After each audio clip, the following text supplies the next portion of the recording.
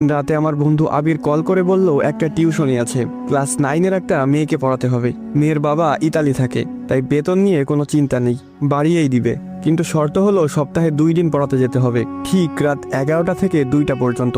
এমন শর্ত শুনে আমি সাথে সাথেই না বলে দেই, কারণ রাত 11টা থেকে পড়াতে যাওয়া আমার পক্ষে সম্ভব না।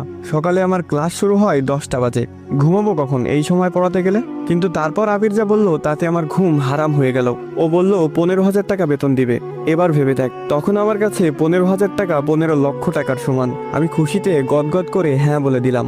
আবির আমাকে ঠিকানা টেক্সট করে দিল আর বলল শুধুমাত্র শনিবার এবং রবিবার রাতে যেতে হবে।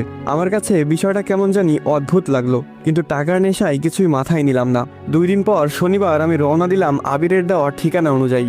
শহর থেকে অনেকটা বাইরে হিন্দুপাড়া নামের একটা গ্রাম আছে, সেখানে বেশিরভাগ বাসিন্দাই হিন্দু ধর্মের অনুসারী। আমি সেখানে গিয়ে একজনকে ঠিকানা দেখিয়ে বললাম, ভাই এই বাড়িটা কোন দিকে বলতে পারেন? সে আমার দিকে কিভাবে যেন তাকিয়ে থাকলো কিছুক্ষণ, তারপর বলল সামনে গিয়েই একটা পুরনো বিল্ডিং পাবেন, ওইটাই আপনার ঠিকানা। আমি সামনে হাঁটা শুরু করলাম।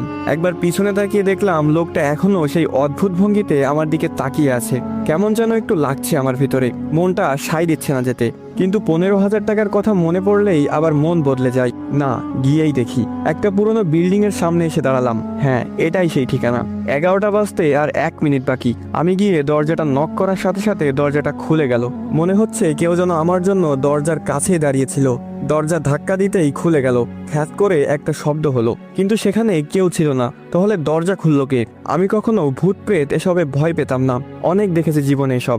একটা কথা বুঝে গিয়েছিলাম, সেটা হলো তাদেরকে ভয় পেলেই তারা মাথায় চড়ে বসে। তাই নিজেকে খুব শান্ত করে বাসায় প্রবেশ করলাম। বাসার ভিতরটা কেমন যেন অন্যরকম দেখতে। প্রতিটা দেয়ালে আরবিতে কিছু লেখালেখি করা, অদ্ভুত অদ্ভুত ছোট পোকামাকড়ের দৃশ্য আঁকা। সবচেয়ে বড় কথা, বাসার ভিতরটা একদম নিস্তব্ধতায় ঘেরা, কোনো একটা ছোট শব্দও কানে আসছে না।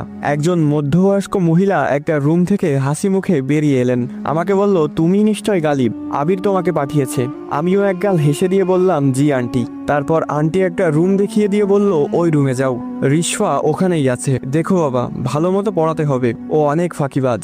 ও, তার মানে আমার ছাত্রীর নাম রিশফা? আমি বললাম, সেটা নিয়ে আপনি চিন্তা করবেন না আন্টি, আমি রিশফাকে ব্রিলিয়ান্ট স্টুডেন্ট বানিয়ে দিব। এই বলে রুমে গেলাম।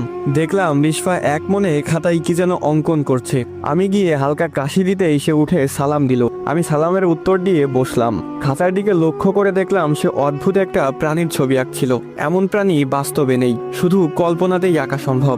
এরপর আমি তাকে উদ্দেশ্য করে বললাম, আজ থেকে আমি তোমাকে পড়াবো, মন দিয়ে পড়াশোনা করতে হবে। সে কথা ঘুরিয়ে বলল, স্যার আপনার প্রিয় খাবার কি? আমি একটু অবাক হলাম, তবুও নিজেকে সামলে নিয়ে বললাম, আমার প্রিয় খাবার বিরিয়ানি। আমি জিজ্ঞেস না করলেও সে অদ্ভুত একটা হাসি দিয়ে বলল, বিরিয়ানি কোনো খাবার হলো? আমার তো প্রিয় তাজা রক্ত আর মানুষের মস্তক। একটু ঘাবড়ে গিয়ে বললাম, এসব কি ধরনের আর কি? আমি তো আমার স্যার, পড়াশোনা বাদে কোনো ফালতু কথা হবে না আজ থেকে। সে একটু মন খারাপ করে পড়ায় মনোযোগ দিল। বারবার আমার মনে হচ্ছিল কেউ যেন উকি দিয়ে আবার চলে যাচ্ছে। হতে পারে আন্টি তার মেয়েকে ঠিকমতো পড়াচ্ছে কিনা সেটা দেখছে হয়তো। আমার চোখ খুব জ্বলতে লাগলো হঠাৎ করে, মনে হচ্ছে কেউ যেন চোখে মরিচ জ্বলে দিয়েছে। আমি রিশফাকে পড়া দেখিয়ে বললাম, তোমাদের ওয়াশরুমটা কোন দিকে? সে হাতের ইশারায় দেখিয়ে দিল। আমি তাড়াতাড়ি ওয়াশরুমে গিয়ে চোখে পানি দিলাম। তারপর আয়নায় তাকিয়ে দেখলাম চোখ লাল হয়ে আছে। ভালোভাবে চোখে মুখে পানি দিলাম, এখন একটু ভালো লাগছে। ওয়াশরুম থেকে বের হতে যাব, হঠাৎ খেয়াল করলাম আমি তো চলে যাচ্ছি, কিন্তু আয়নার ভিতরে আমার প্রতিবিম্বটা এখনো ঠায় দাঁড়িয়ে। আমি চোখ ডলা দিয়ে আবার তাকালাম আয়নার দিকে। এবার সেখানে কেউ নেই, এমনকি আমার প্রতিবিম্বটাও সেখানে নেই। এটা কেমন আয়না?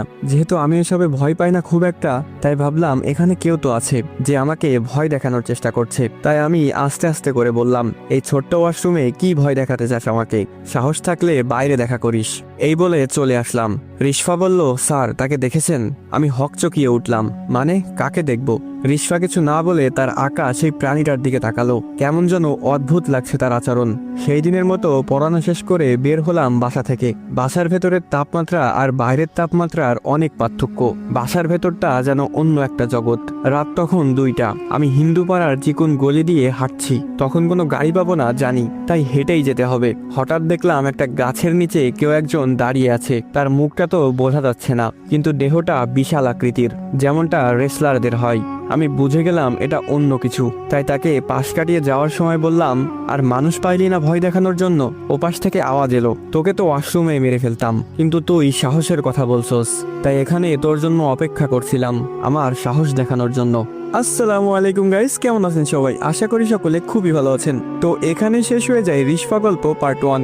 যারা পার্ট 2 দেখতে চান তারা আমার ইউটিউব চ্যানেলে গিয়ে দেখে আসতে পারেন। সেখানে পার্ট 1 এবং পার্ট 2 একসাথে আপলোড করা হয়েছে। আমার ইউটিউব চ্যানেলের লিংক আমার টিকটক আইডির বায়োতে দেওয়া আছে, সেখান থেকে গিয়ে দেখে আসতে পারেন।